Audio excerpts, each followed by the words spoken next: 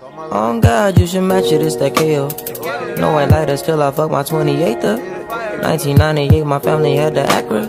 Oh, the legend. Kept at least 6 discs and a changer. Back when Boswell and Percy had it active. Couple bishops in the city building mansions. Oh, the Reverend. Preaching self-made millionaire status. When we could only eat at Shoney's on occasion. After Trina hit, I had to transfer campus. Your apartment I didn't use since where I waited. Staying with you when I didn't have an address. Fucking on you when I didn't own a mattress. Working on a way to make it out of Texas. Every night. Baby, I've been hungry for my night. Hi guys, I'm coming to you with a video from the farmhouse. If you don't know much about the farmhouse project that I'm working on, you can go to the website at www.spiritscripts.com and learn more. But basically, raise hogs, goats, chickens, and vegetables. And it's a really big project because it's 160 acres. It has a campsite and this main farmhouse, which we hope to turn into a conference center at some point in time. And then it has lots of other little fun and beautiful things in this natural setting. As a black farmer, I focus on a lot of health disparities and disparities that African Americans experience are at such a disproportionate rate. That is my area of focus in a lot of my public health work. So what I'm talking about in The Silent Killer is stress. And the reason why I'm talking about stress is because it's not just a personal stress is an issue, but as you can possibly tell by what's been going on in social circles with your friends and family, and also even on television, is that personal stress has risen to a level of social and political anxiety as well.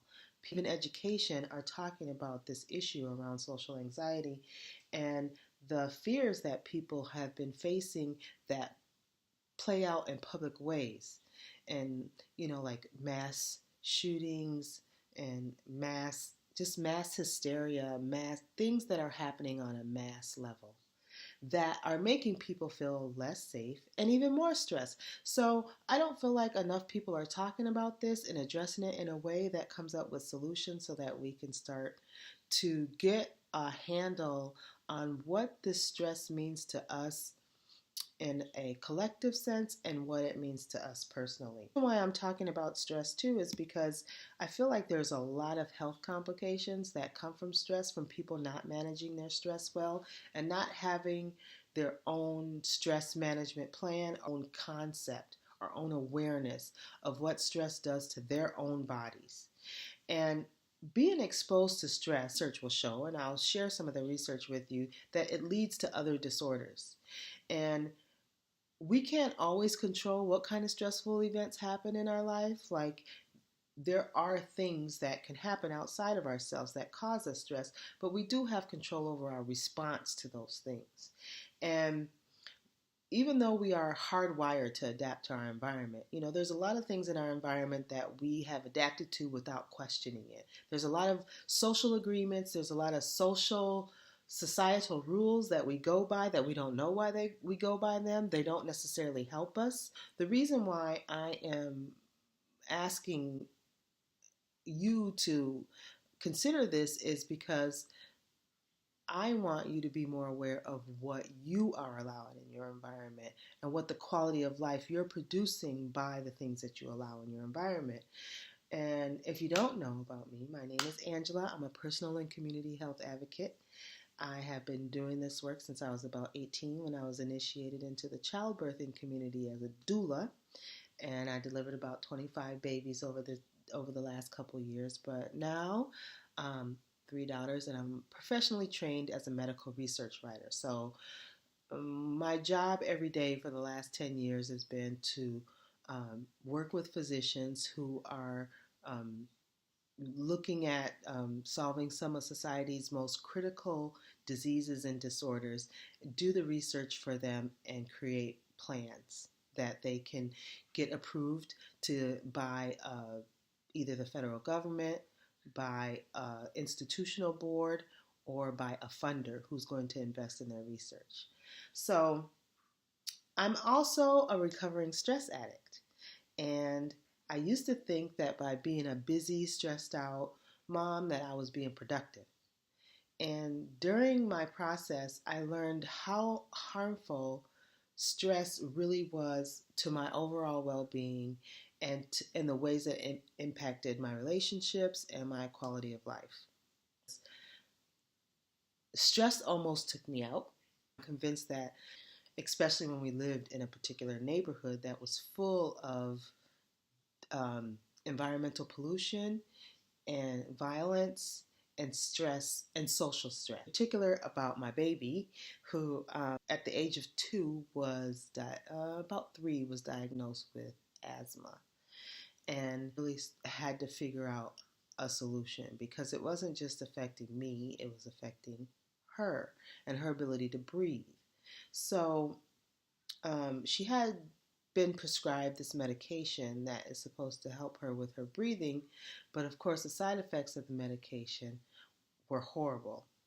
They were night terrors and scary. Scary to her that it wakes her up and she starts talking and screaming at whatever is terrorizing her, and her eyes are open, but she still is asleep and she doesn't remember any of it. I didn't like that, so I stopped giving her the medication. Every time I stopped giving her the medications, the night terrors went down. Told me that if she came back to the emergency room and she hadn't been given the medications that he prescribed to her, that he was going to call child protection on me for medical neglect. He didn't really give me any other options besides this medication, the me or the asthma. That's kind of how I saw it. I was a war against asthma for me. And I moved into a home with a whole house air filter system. I moved to the suburbs. I did a whole bunch of things. I changed her diet, and today she is asthma free and medication free. I'm sharing some of this story with you because I think that a lot of us needlessly suffer. The answer isn't always in a pill. So before I go on to explain more about this, I just want to make a disclaimer and say that this presentation is for educational purposes only. I'm not a medical doctor. I'm a mom. This information should not be used as a substitute for professional medical advice and treatment. Please consult your healthcare provider before making any major healthcare decisions or guidance, especially if you have serious conditions already. Okay, and then the other thing that I want to say in a disclaimer is that this is a no judgment zone. I'm not really judging people about their levels of stress or their engagement with healthcare or whatever you're choosing to do or what you know or don't know about stress. I'm going to share with you my lessons in de-stressing and why I believe that it's so important for you to have your own self-care mastery plan. Now, I said before that I was a stress addict, and years of chronic stress eventually led my thyroid to shut down. Now, if you don't know what the thyroid is like a master conductor in an orchestra of all of your body's hormones. So when the thyroid isn't working, the rest of your hormones aren't working, and your hormones are what regulate your body functions, like your heart rate and your menstrual cycle and your appetite and your metabolism. And so if the thyroid is off, then the rest of your body systems are off. And I totally was in the throes of all that. Now, for me, it was happening at the same time that I was going through divorce and having to just like looking at a whole different shift in my life. But while my thyroid was shutting down, it was like my body was slowly shutting down, and it was like walking in quicksand. If you feel like it was an effort to wake up, it was an effort to get up out of bed in the morning. That's when I knew something was wrong, and that's when I did go to the doctor. I did go see my doctor, and because I just knew that I'm a pretty decent level energy person when I'm healthy, and if I can't get up in the morning to get my kids off to school and do all my tasks, then that's a problem. I couldn't get up. Like it felt like a lead blanket was over my chest. That kind of couldn't get up. I didn't want to be in the bed. I don't like staying in the bed. The medication helped me to the point where I could get out of bed, but that's all it did. Like, it didn't resolve any of the other issues. I had a lot of hair loss. I had dry skin. I was still lethargic, a lot of muscle aches. My feet and my hands, my limbs were freezing cold all the time. I couldn't tolerate any cold. I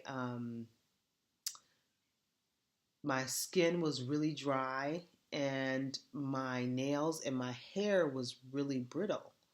So, not to mention that my heart rate was out of whack, and my menstrual cycle was out of whack, and my digestion was out of whack. I was super constipated. This is a miserable way to live, okay? Especially when you're trying to raise 3 daughters. So, they told me that if I didn't respond to the medication, that they were going to want to take my thyroid out, and what that means is that I will be on thyroid medication for the rest of my life. So not only will I have a slit across my neck, but then I'd have to be taking pills. So I just was not going for that. I just was not for that. So I had to go in and do my research. So I just am encouraging you that if you have some kind of condition, definitely, use the information that your doctor gives you and make a really informed and researched decision about the path that you want to take. Don't just go for the first option that's given to you. Get another opinion, do some research, and look at your options. Recent studies show that exposure to prolonged psychological stress changes your body's physiological responses and contributes to morbidity and mortality. So what that basically means, and this research study is from I have a public health journal that I have access to, and also according to the National Institute on Mental Health, long-term stress can harm your health, like permanently harm your health. Some people wear stress as a badge of honor, like I did when I was a busy mom. Like, I'm stressed, I'm busy, I'm doing this, oh girl, it's stress. Like, that is not fun and it's not cute, especially when you have a thyroid problem and it's taking out all your hair. That was just not cute, it was not cool, and it was not enjoyable when you have to stay in the bed all day long. The cumulative burden of chronic life stress exceeds the body's ability to repair itself, and the increased wear and tear of stress can lead to chronic health problems. Since 2007, the American Psychological Association has conducted an annual stress survey, and in the last survey, there was a particular increase among adults who reported extreme stress, having extreme stress, not just regular stress, but extreme stress, with 24% saying they were highly stressed, an increase from 18% the year before. So the survey also found that money and work were the top 2 sources of stress, and in a Time magazine article, it reported that 61% of adults say that they experienced unfair or discriminatory treatment on a day-to-day basis, and they have experienced stress from that treatment. Hispanic and Black adults report being stressed by the anticipation of being discriminated against. And then 3 in 10 people in this same stress survey say that they change their behavior or their appearance to avoid discrimination or to get good service. There are other things such as environmental stressors. And I looked up the definition of environmental stress, and it's on my laptop here. It says, BusinessDictionary.com defines environmental stress as pressure on the environment caused by human activities such as pollution or natural events such as a drought or a flood.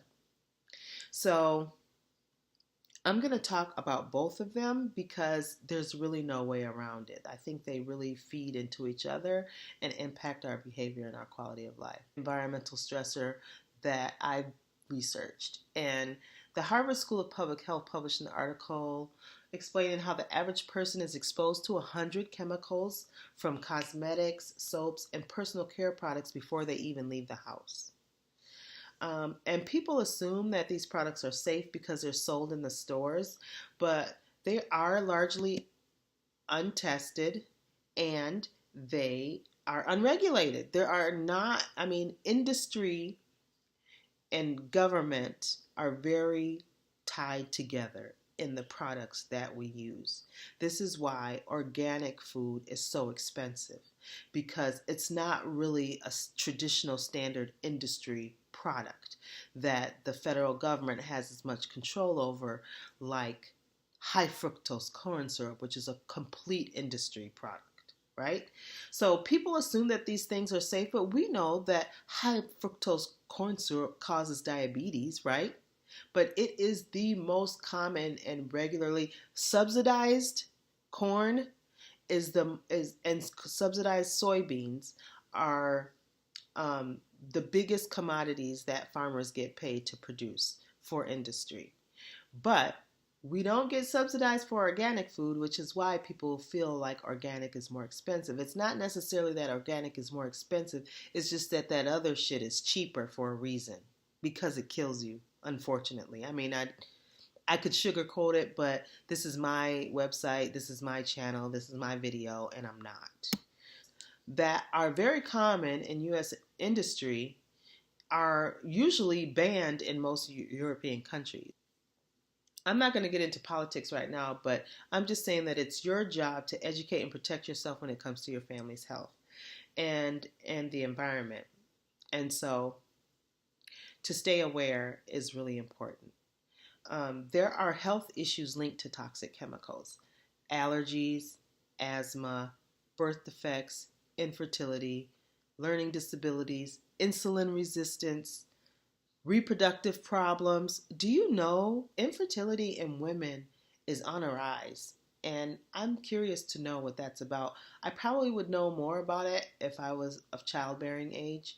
My daughter is a little bit interested in it and she's researching it, but reproductive problems, hormonal imbalances, and many more issues have been linked to toxic chemicals.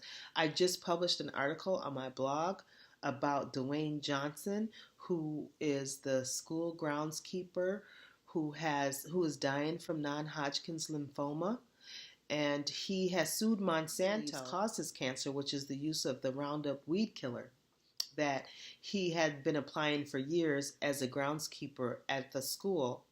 Jury has awarded him so far, I think it's about $295 million. It was a large settlement. This just happened all of 2018. And the case is still being looked at by a judge who may overturn this decision, but the jury has awarded him right now and said that Monsanto did not properly warn Dwayne Johnson of the harmful effects of using Roundup weed killer. Now, environmental stressors are also linked to conflict, irritability, aggression, anxiety, and in some cases, violence. There is an article that I can send you that shows that certain neighborhoods that have environmental stressors are also correlated with violence. Step, and the most critical step that we can make to change this trend going on in here, right? In your own awareness, in your own body, and in your own home. Now, I'm going to go through a couple of major keys that I used in detoxing my lifestyle. As you can tell, I'm not bald-headed no more. Okay, I will show you a before and after picture. I have hair now, and I'm not dry and ashy and cold anymore. But I do have to watch it. I have to watch what I eat. I have to watch the amount of stress I expose myself to. And I have to be intentional about my self-care plan. This is really all about awareness. And that's what I want to get across to you, is that the first step is awareness. And this is just a starting point. There's so much more once you get aware about the environmental stressors and the personal stressors that trigger you in a certain area. Then you can create your own action plan, your own self-care plan. It should cover your own personal body and also your environment. So in covering your body, the first thing that's most important for you to know is that your skin is the largest organ on your body. It is not only the largest organ, but it's also the thinnest, right? So only 1/10 of an inch separates our delicate bodily organs from the multitude of toxins that are in our environment. But a lot of the environmental toxins that we use today are hidden in the products that we use. Did you hear? What did I hear? Average woman uses 12 products containing 168 ingredients every day. Men use 6 products with 85 ingredients. So this is on a daily basis. And how many of those have chemicals that your skin is absorbing?